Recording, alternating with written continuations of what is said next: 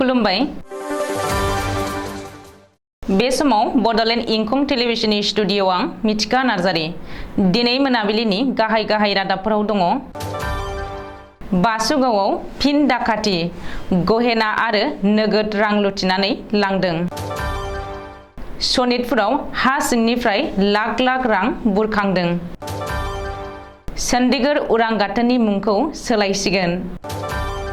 दुर्गा फुजानि समाव एनएफ रेलवेआ फुजानि जर'खा रेल सिबिथाय फोसावदों। बडोलेण्ड गेलान्ड सना काप जोलुर बादायलायनायाव मणिपुर ट्राउ एफसीआ देरहासार हिर' अफ द मेच महरै बावरिंदाव बड' एनबी प्रडाक्शनजों दिहुनजानाय थुलुंगा सावथुनखौ रायजो राजानि गेजेराव बेखेवनानै होबाय प्रडिउसार एस'सिएशननि आफादगिरि पंकज लाहारिया। दानिया फै आबुं रादाबाव।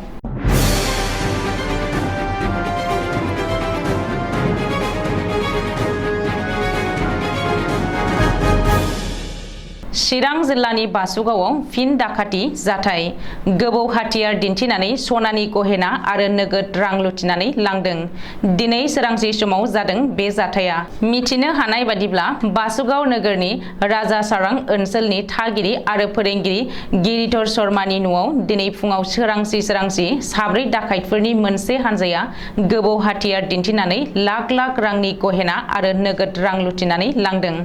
बबेखानि डाकाइतफोरनि हानजाया गिबियाव गिरिधरखौ फोजानानै न' सिंनिफ्राय लिंहरो आरो गोबौ हाथियार दिन्थिनानै सिगि सग' खालामो। बे थासारिखौ नुनानै गिरिधरनि बिसि दालिमि देविया डाकाइतफोरखौ होबथानो नाजादोंमोन। नाथाय सासे डाकाइतआ दालिमि देविखौ सिखाजों गोदोनायाव दाननानै गोब्राब जखम खालामो। डाकाइतफोरा गहेना पाटि आरो रां रुफा लुथिनानै लांखांनायनि उनाव होस्रिख्रावनायाव साखाथिनि रायजोफोरा फैनानै गिरिधर शर्मा आरो हायाव थैजों लुथुर पुथुर गोग्लैनानै थानाय दालिमि देविखौ बोखांनानै बङाइगावनि गंसे प्राइभेट हस्पिटालाव फाहामथायनि थाखाय लानानै फैयो।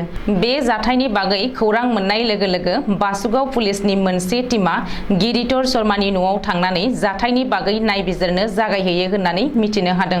मख'नो गोनांदि दिनै सोरांसि समाव जानाय जाथायनि बागै चिरांनि एसपि प्रानजित बरायाबो जाथायसालियाव थांनानै खौरां लाहैयो आरो बे डाकाति खालामनाय जाथायजों लोब्बा थानाय दायनिगिरिफोरखौ हमनो थाखाय गोख्रों नायबिजिरगोन होननानै सुलुङाव फोरमायो। हा सिङाव फबनानै दोनदोंमोन रां बेनि बागै स्रोद सुलुङाव खौरां मोननानै पुलिसा जावखांनानै लाख रां बोखांदों। बे जाथाया जादों सनितपुर जिल्लायाव। सुलुङाव फोरमायथिनाय बायदिब्ला सनितपुर जिल्लानि 5 माइलाव पुलिस बिफाना जाफुंसार अपारेशन खालामदों। सनितपुर पुलिसा गोख्रों अपारेशन खालामनानै हा सिङाव फबनानै दोननाय थासारियाव 15 लाख रां बुरखांदों।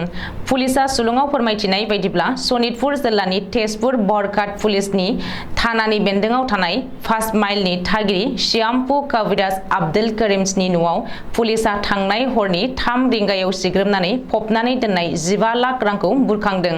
सनितपुरनि एडिशनेल एसपि डीएसपि आरो बरघाट थानानि असिनि दैदेननायाव बे जाफुंसार अपारेशनखौ खालामदों। मख'नो गोनांदि पुलिसा हा सिंनिफ्राय लाख रां बुरखांनायनि बागै दासिम गेबेङै मिथिनो हानाय जायाखै।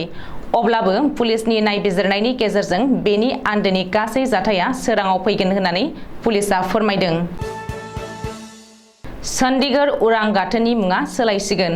फैगौ 28 सेप्तेम्बरनिफ्राय सोलायगोन चंडीगढ़ उरां गाथोननि मुङा। चंडीगढ़ उरां गाथोननि मुंखौ मुंख्लं भगत सिंह मुङै मिथिसिगोन। गाहाय मन्त्रि नरेन्द्र मदिया रबिबारखालि मन की बात हाबाफारियाव बे बाथ्राखौ फोसावदों। गाहाय मन्त्रि नरेन्द्र मदिया रबिबारखालि मन की बात हाबाफारियाव फोरमायनाय बायदिब्ला फैगौ 28 सेप्तेम्बरनिफ्राय चंडीगढ़ उरां गाथोननि मुंखौ मुंख्लं भगत सिंह मुङाव सोलायगोन। मख'नो गोनांदि 27 सेप्तेम्बराव मुंख्लं भगत सिंहनि जोनोम तिथि। मुंख्लं भगत सिंहखौ मान होनानै बिथांनि जोनोम तिथिनि सिगां गाहाय मन्त्रि नरेन्द्र मदिया मन की बात हाबाफारिनि गेजेरजों चंडीगढ़ उरां गाथोनखौ भगत सिंहनि मुङाव गोदानै मुं दोननाय जागोन होननानै फोसावदों।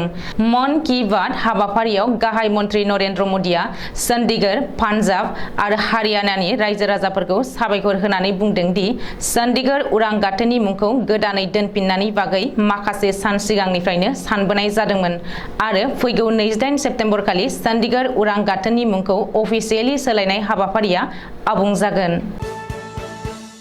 एनएफ रेलवे बिफाना फैबाय थानाय दुर्गा फुजा फोरबोआव जर'खा रेल गारिफोरनि सिबिथाय होगोन।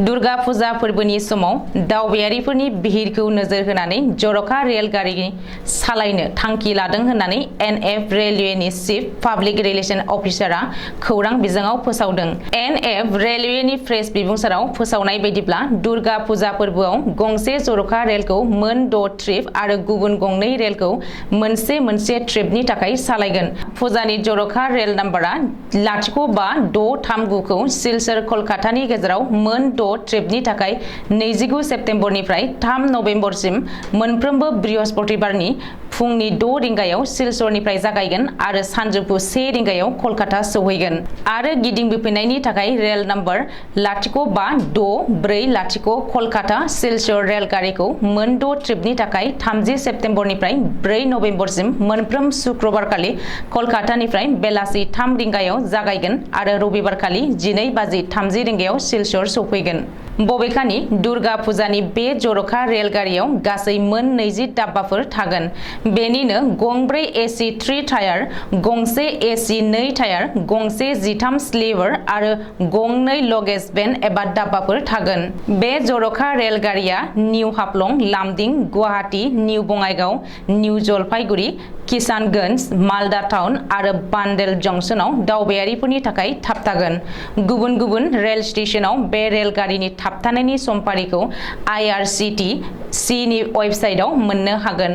मख'नो गोनांदि बे जर'खा रेलनि अनगायैबो फैबाय थानाय दुर्गा फुजा फोरबोनि समाव सोनाब बेंगलाव फुजानि माखासे रेल सिबिथायफोरखौ मोननो हागोन होननानै प्रेस बिबुंसाराव फोसावदों।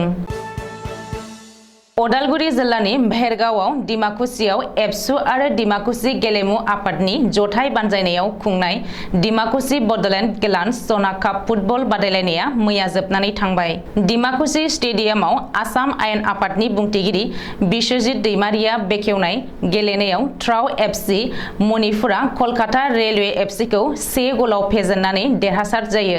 जोबोद नारा नाथा नाजालायनाय गेलेनायाव जिरायनाय समसिम गल गैयालासे लाथिख' गलाव थाथ'यो। नाथाय जिरायनायनि उनाव ट्राउ एफसि मणिपुरा गोब्राब नाजानानै गेलेनायनि 64 मिनिटाव बावरिंदाव बड'आ रेलवे एफसि कलकातानि बेरेखायै गल से सोसननानै गावनि हानजाखौ देरहासार खालामो। मख'जायोदि बे गेलेनाया थांनाय 13 सेप्तेम्बरनिफ्राय जागायजेनदोंमोन। दिनै 25 सेप्तेम्बराव जोबथा गेलेनाय जायो।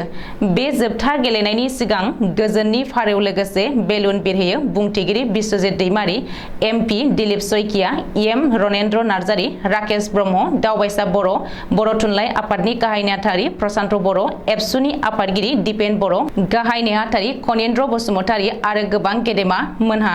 बे जोबथा गेलेनायाव सेथि बान्था महरै सनानि ट्रफिजों लोगोसे नोगोद 1 लाख रां, जेननाय हानजाया ट्रफिजों लोगोसे नोगोद 50,000 रां, best player, best emerging player, best goalkeeper, hero of the match आरो हाइस्ट गल स्करार महरै ट्राउ एफसि मणिपुरनि जानानै बावरिंदाव बर'आ गंसे हिरो स्प्लेन्डार बाइक 10,000 रां मोननो हायो। बेराफारसे बेस्ट प्लेयार महरै बान्था मोननो ट्राउ एफसिनि ऋषिया, बेस्ट गलकीपार महरै सायख'जायो कलकाता एफसिनि दीपांजल देवनाथआ। दिनैनि जोबथा गेलेनायखौ गुबुन गुबुन ओनसोलनि 20,000निबो बांसिन फुटबल नायगिरिफोरा बाहागो लायो। NB प्रडाक्शननि दैदेननायाव प्रडिउसार करण बर'नि गोख्रों नाजानायाव रबिन्द्र बसुमतारीनि स्क्रिप्ट लिरनायाव सावथुन महरै दिहुनजानाय थुलुंगा सावथुनखौ रायजो राजानि गेजेराव बेखेवनानै होबाय प्रडिउसार एस'सिएशननि आफादगिरि पंकज लाहारिया। बाक्सा जिल्लानि मेधाघाट गेलेग्रा फोथाराव दिनै थांनाय हरनि समाव मोसानाय, मेथाइ खननाय बायदि दिन्थिफुंनायनि गेजेरजों बेखेवजाबाय NB प्रडाक्शनजों दिहुनजानाय थुलुंगा सावथुना। गुबैयै बे सावथुनाव फावखुंगुर महरै बाहागो लादों मुंदांखा फावखुंगुर सिमां सैनारि, सोमावसार बसुमतारी, लाइथुन नार्जारी, जयसिं बसुमतारी आरो फावखुंग्रि महरै प्रियंका लाहारी, निराबिलि नार्जारी बिथांमोना बाहागो लादों। लोगोसे थुलुंगा सावथुनाव मेथाइ रोजाबगिरि महरै गीताश्री रामसियारि, सोमखोर बसुमतारीया बाहागो लादों। रायजो राजा सावथुन दिन्थिगिरि नोंथांमोना थुलुंगा सावथुनखौ दिन्थिफुंनो थाखाय जगाजग खालामनो हासिगोन। दिनै मोनाबिलिनि रादाबा एसेनोसै। गोजोन्थों।